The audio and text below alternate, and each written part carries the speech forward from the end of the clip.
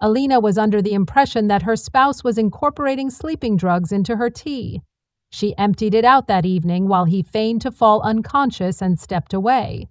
However, the subsequent events left her in awe.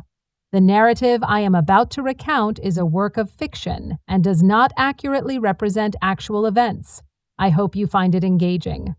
Alina's pulse pounded as a chilling suspicion crept in. Her spouse was contaminating her evening tea with an agent that would induce her to fall asleep. She was resolute in her pursuit of the truth, and she waited until he retreated before pouring the tea into the basin. Her hands were shaking with the weight of her reservations. She pretended to be asleep that evening, her senses heightened in anticipation of the events that would unfold. Her world was devastated by the events she witnessed, leaving her in a state of disbelief. Please share the country from which you are viewing this video in the comments before we venture further into this haunting tale. Prepare yourself for a narrative that will keep you on the edge of your seat.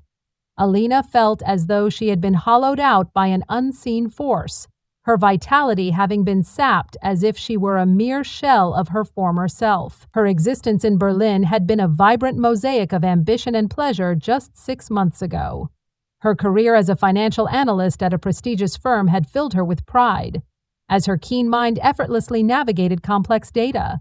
However, her days were now a laborious struggle, with each task proving to be an insurmountable obstacle. The spreadsheets had become incomprehensible smudges, and her once acute focus had dissipated into a fog. She initially committed inadvertent errors, which gradually evolved into more obvious errors that caused colleagues to raise their eyebrows. The dread of being summoned to her boss's office caused her stomach to twist with each blunder, which had a corrosive effect on her confidence. Herr Weber's voice was resonant with disappointment as he questioned her competence, and she could already envision his austere gaze. Evenings spent at home did not provide any solace. She was submerged in a suffocating wave of apathy the moment she entered their comfortable apartment, which was adorned with gentle lamplight and warm wooden floors. The act of chopping vegetables for dinner was akin to ascending a mountain. Her intellect was sluggish, and her extremities were weighty. Johann, her 7-year-old spouse, would always present her with a scalding cup of tea after dinner, a nightly ritual that was shrouded in affection. He would say, "Drink this, my love," his voice as silky as honey, his hazel eyes crinkling with a smile that once felt like home. "You are exerting yourself to the hilt. This will facilitate your relaxation." Alina was on the brink of collapse, unable to refute the truth in his words.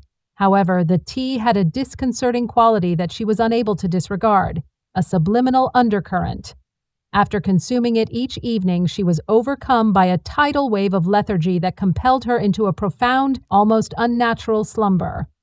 She would stagger to their bedroom, her vision foggy, and collapse onto the bed, disappearing into a dreamless abyss where time seemed to have evaporated. If it were solely sleep, she might have attributed it to stress. However, her nights were characterized by fragmented, disquieting dreams. Shadowy figures lurking in corners, muffled voices murmuring secrets she could not comprehend, and a pervasive dread that adhered to her like damp fog.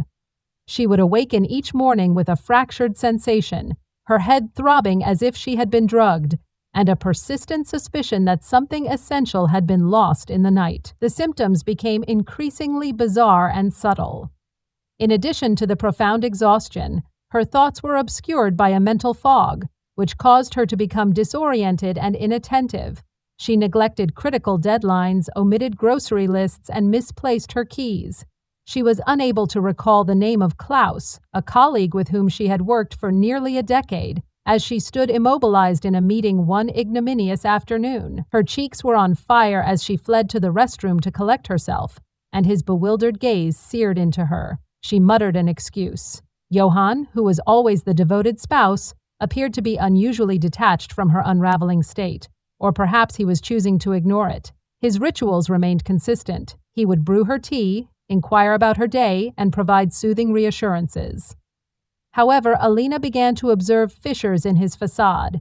His smiles, which were once a source of solace, now appeared ritualized, and his gaze occasionally flickered with a restrained tension that he quickly concealed. His temper flared over trivial matters, a misplaced mug, a delayed response, before he could catch himself. He offered a bashful apology and blamed his high-pressure job at an investment firm. Alina attempted to disclose her deteriorating condition to him, but he dismissed it with a condescending tenderness. He would say, "You are simply overworked, darling," and he would draw her into an embrace that was more confining than reassuring. "We should consider organizing an excursion, perhaps to the Black Forest. Everything will be resolved after a week's absence."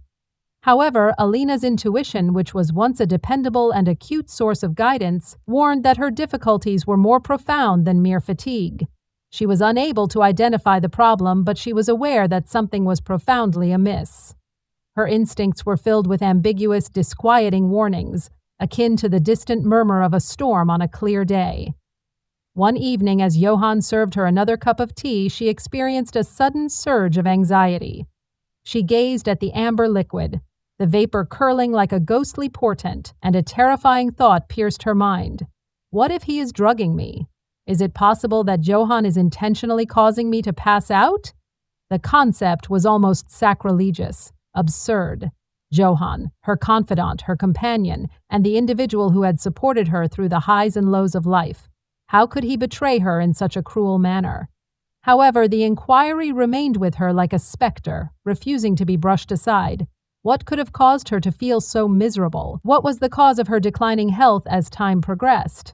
Her thoughts shifted to Elsa, a seasoned pharmacist and lifelong acquaintance whose pragmatic counsel had consistently served as a source of solace. They had encountered each other at a charming cafe in Mitte, near Elsa's pharmacy, a week prior. The brisk autumn air was accompanied by the fragrance of freshly brewed coffee. Alina had vented her grievances over steaming lattes, her increasing sense of disconnection, her memory lapses, and her relentless lethargy. Elsa had listened attentively, her brow furrowing as she stirred her beverage. "Are you incorporating any new items into your diet?" she inquired, her demeanor clinical yet tinged with apprehension. "Supplements, medications, and medicinal teas?" Johann's nocturnal tea ritual had been referenced by Alina. She had stated that there was nothing unusual. Only black tea is served, occasionally with honey or lemon. Johann fabricates it for me. Elsa's expression had become more tense, and her hazel irises had contracted.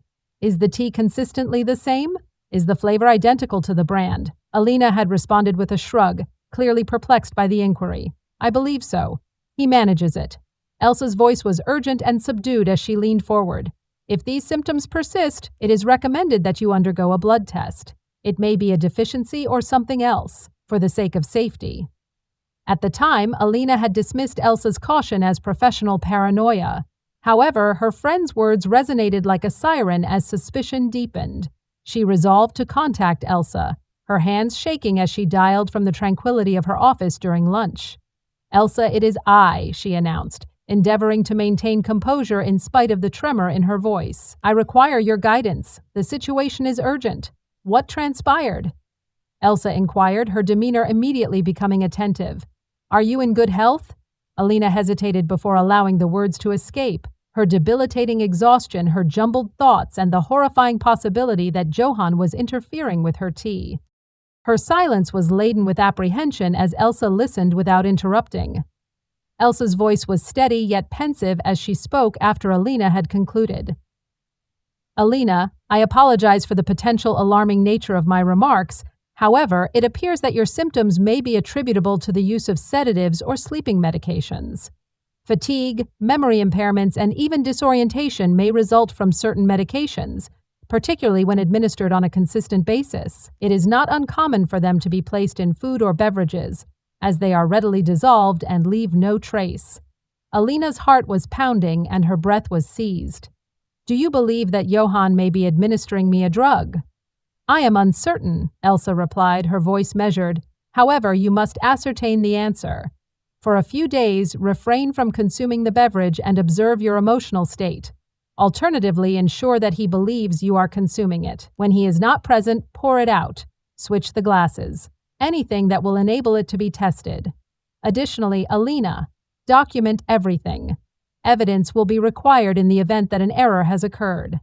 Alina, Her mind rushing, thanked Elsa before hanging up.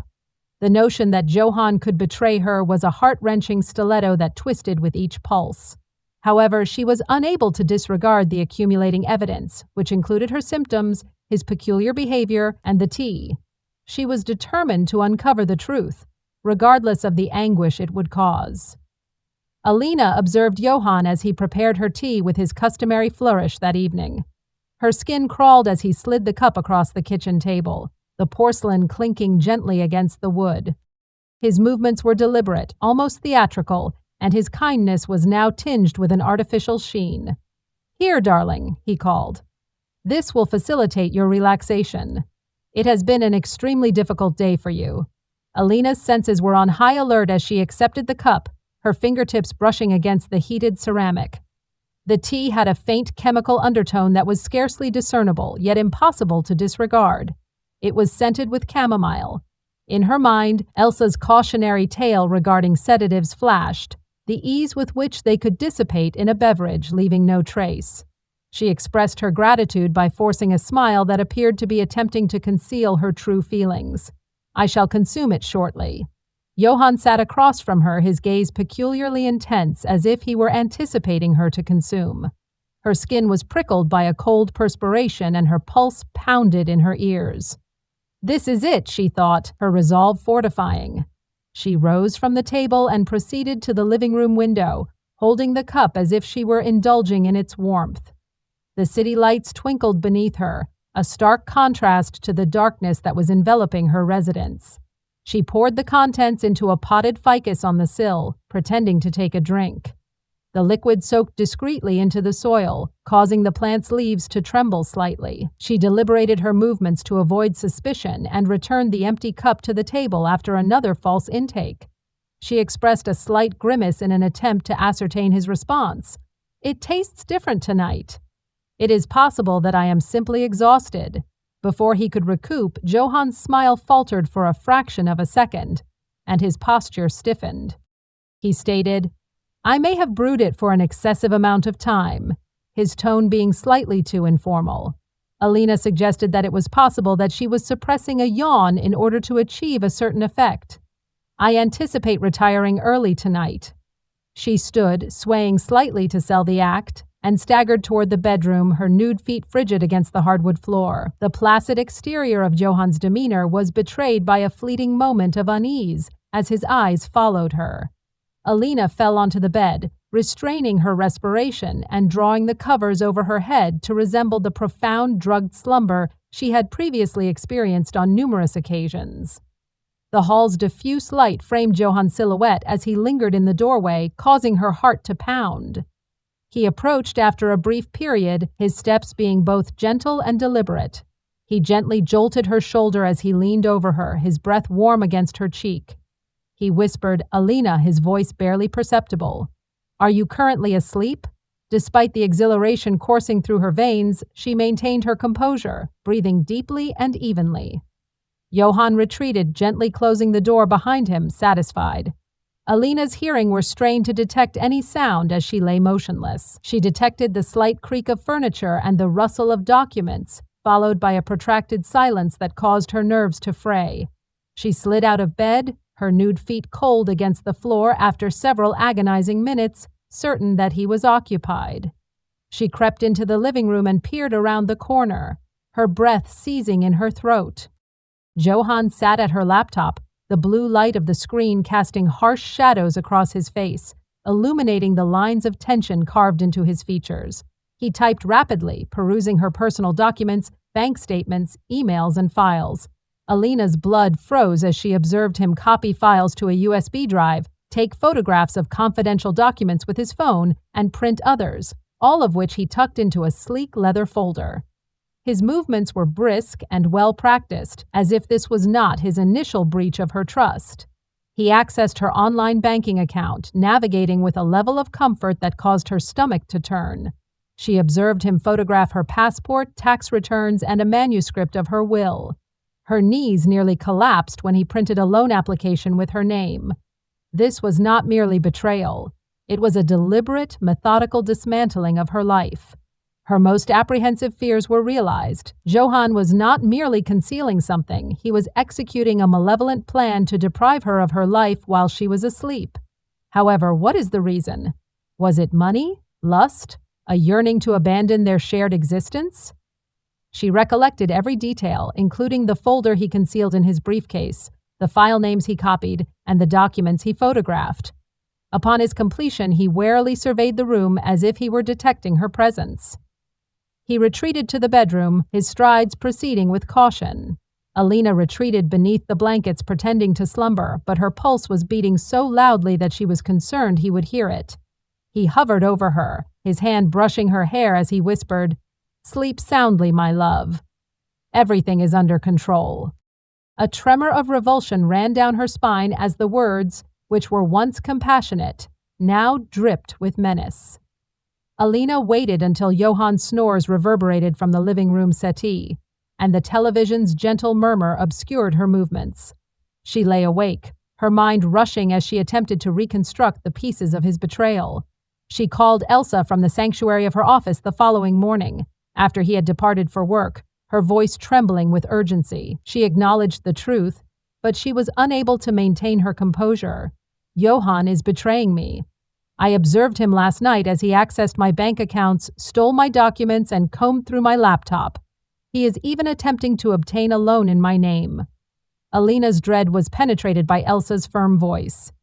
"Alina, that is a grave matter. It is imperative that you take action immediately. Secure the services of an attorney who is capable of safeguarding your interests."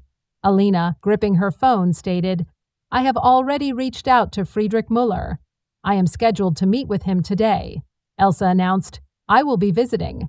We are preparing to evacuate you and transport your essentials." Elsa arrived within an hour, carrying a cargo bag, numerous cartons, and a resolute determination. "What is the significance of this?" Alina assessed the supplies, her voice lifeless as she inquired. Elsa's tone was resolute as she stated, "Everything you will need to start over. Passports, documents, valuables, and cash. Anything that Johann could exploit. We are ensuring that he does not have any advantages." They acted promptly, compiling Alina's essential documents, including her passport, marriage certificate, and property deeds for their apartment and vehicle. She packed a small cache of emergency savings concealed in a sealed box, her grandmother's heirloom necklace, and a delicate gold chain that had always felt like a talisman. Elsa meticulously examined Alina's workstation to guarantee that no confidential documents were overlooked. Elsa recommended that the originals be stored at my residence as she closed the duffel bag. "Yes, I possess a safe. He will not be able to obtain them." Alina nodded, grasping Elsa's unyielding assistance like a lifeline. Despite the weight of Johann's betrayal still pressing against her sternum, a fragile sense of control began to take hold as her belongings were secured. The air was thick with unspoken concerns as they sat in the silent apartment for a moment. Alina murmured, her voice breaking, "I cannot believe this is happening. Elsa, I had faith in him. He was beloved by me." Elsa grasped her hand with a firm and reassuring clasp. "I am aware. However, you are more resilient than this. We will overcome it collectively." Alina tightly embraced her, her eyes burning with tears. "I am grateful. I am uncertain as to how I would manage this without your assistance." Elsa stated, "You are not required to," in a gentle yet formidable tone. "Let us now transport you to Friedrich Müller's office." The journey to Friedrich Müller's office was a haze, as Alina's mind replayed the revelations of the previous night like a continuous nightmare. Her marriage was exposed as a vicious facade constructed on falsehoods, and her life had imploded. Friedrich's office, which consisted of dark wood paneling, leather-bound legal tomes, and a subtle fragrance of polished oak, provided a sanctuary of order in the midst of her disarray. Friedrich requested that Alina enter, his silver hair and penetrating gaze emanating an air of authority that soothed her anxiety. He pointed to a leather chair that was situated across from his commanding desk. "Have you had the opportunity to examine the documents I forwarded?" Alina responded affirmatively, her voice more composed than she had anticipated, despite the fact that her hands shivered in her lap. "I have reviewed all of the material and am prepared to proceed." Friedrich expressed satisfaction in a composed yet authoritative manner. "Let us delineate the stages. To prevent unauthorized access, we must initially block all of your bank accounts and cards. He slid a bundle of documents across his desk, each page representing a step toward reclaiming her life. Alina signed the documents, her hand trembling as she realized she was severing financial ties with the man she had once trusted implicitly. Each signature felt like a small act of defiance, a reclaiming of her agency. Friedrich then proceeded, striking his pen on the desk in a rhythmic manner. Change all of your passwords. Banking, email, social media, everything Johann may be aware of. Utilize intricate, unpredictable combinations and maintain them in a secure location. Alina was already updating her password manager on her phone, her fingertips moving rapidly over the screen as she replaced familiar passwords with random strings of characters. She bowed in agreement. Third, Friedrich stated, his voice pensive, as he leaned forward. In light of the attempted loan in your name, you are required to submit a fraud report to the credit bureau. This will prevent the further misuse of your identity and notify the authorities of any potential criminal activity. Alina listened attentively, each instruction serving as a foundation for a strategy that would enable her to escape the nightmare that Johann had devised. Friedrich finally stated, his eyes slightly softening, "You must temporarily relocate. The most secure course of action is to remain with a trusted friend until this matter is resolved." Alina announced, "I am relocating to Elsa's residence tonight," her voice unwavering in spite of the internal turmoil. Friedrich nodded in agreement. "A prudent decision. I will provide you with updates as we progress. Adhere to these procedures and endeavor to maintain your composure. You are making the appropriate decision." Alina experienced a surge of empowerment as she exited his office. She had suspended her accounts, updated her passwords, and reported the fraud, each action adding another brick to the wall she was constructing to safeguard herself. Alina finally experienced a glimmer of security that evening in Elsa's charming apartment in Prenzlauer Berg, which was adorned with mismatched furniture and bookcases that were brimming with books.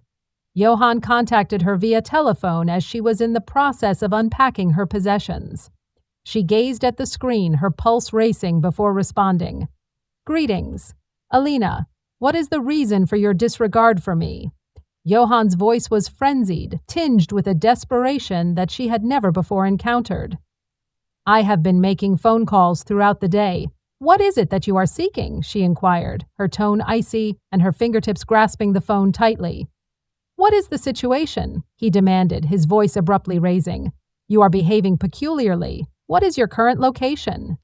Alina's voice cleaved through the line like steel as she said, "Johann, I know everything. I have observed every aspect of your deceptions and strategies." A weighty and oppressive silence extended across the line. Then, in a quivering murmur, he asked, "What are you discussing?" "Alina, please refrain from feigning innocence." Alina's fury ignited like a conflagration and she snapped. "I am aware of your affair, the loan you attempted to obtain in my name, and the documents you stole. I am aware that you have been administering me drugs." Johann's distress was palpable as his voice broke. "Alina, I would never cause you harm. I have affection for you." Alina's laughter was acrid, tinged with betrayal and anguish. "Do you refer to this as love? You have been thieving from me, poisoning me, and conspiring to demolish me. Johann, I am submitting a divorce petition, and I will ensure that you are held accountable for your actions." She concluded the call with her hands trembling, but her resolve remained unwavering. A flame inside her was igniting. Friedrich sent her a shocking email later that evening. Intercepted communications between Johann and Lena, a colleague from his firm. The correspondence was blatant, providing a disturbing glimpse into Johann's deceit. He provided a detailed account of his plan to siphon off Alina's resources, obtain a fraudulent loan, and elude capture with Lena to a new existence in Spain. He ridiculed Alina as a naive pawn in his scheme, while Lena demanded extravagant rewards, a condominium in the center of Madrid, a sleek sports car. Johann reassured her, "We will have everything soon, darling." "Alina is essentially ours." The words penetrated Alina's core, causing her to feel a sense of betrayal and disgrace. Elsa gingerly removed the phone from her grasp after she read the messages repeatedly, each one a new wound. Elsa clutched Alina in a close embrace, whispering, "You are more resilient than this. You have already surpassed this." You will continue to do so." Alina's tears streamed down her cheekbones as she submerged her face in Elsa's shoulder, mourning the life she had believed she had and the love she had believed was genuine. However, beneath the agony, a momentary sense of relief emerged. She now understood the truth, and knowledge was a powerful force. Alina dedicated the subsequent weeks to the reconstruction of her life. She labored diligently, and her confidence was bolstered by the promotion, which served as a reminder of her own fortitude. She embarked on a solitary journey to Prague, where she explored the cobblestone streets and drew in the tranquil cafes, rekindling her passion for art. She became engrossed in museums in Vienna, where the majesty of the past soothed her wounded spirit. She rekindled friendships by hosting banquets with her old college friends, whose hilarity served as a soothing balm to her spirit. Johann vanished into a bitter memory, a dark chapter she was resolute in closing. Alina observed him on a bustling Berlin street as leaves whirled on a brisk autumn day. Johann stood outside a cafe, his visage emaciated and his posture slumped, a mere shadow of the man she had once adored. His eyes were filled with regret and a silent appeal as they met. But Alina continued to walk, her stride light and her head held high. She did not retrace her steps. Her future was uncertain, but it was hers to mold, free from the bonds of betrayal.